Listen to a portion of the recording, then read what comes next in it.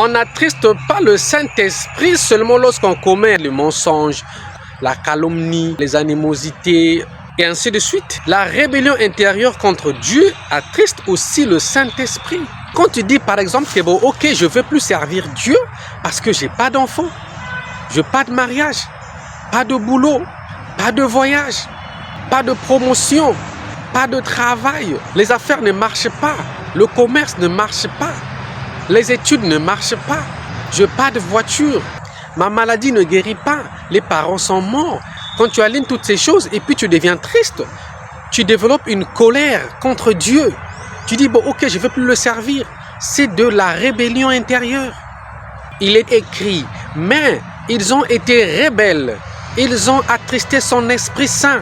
Donc quand tu dis par exemple que, ben, écoute, tant que je n'aurai pas un boulot, je ne vais pas servir Dieu, je dois avoir un boulot pour aider ma famille est pauvre. Attends, tu t'inquiètes plus de ta famille que Dieu qui les a créés alors. Et qui t'a dit qu'on doit tout avoir sur terre? Qui te dit que tu dois voyager comme ton ami? Tu es parfois appelé à autre chose. L'autre s'est marié à 22 ans, 23 ans. Tu te dis, je suis plus âgé que lui, ça n'arrive pas. Pourquoi tu te compares aux autres? Même un bon médicament ne fonctionne pas sur tous les organismes. Chez certains, ça fonctionne, chez les autres, ça crée des allergies. On n'est pas tous appelés à avoir les mêmes choses. On n'est pas tous appelés à tout avoir. Personne sur terre n'aura tout. Quelqu'un aura telle chose, mais il lui manquera telle autre chose. C'est normal. N'attriste pas le Saint-Esprit.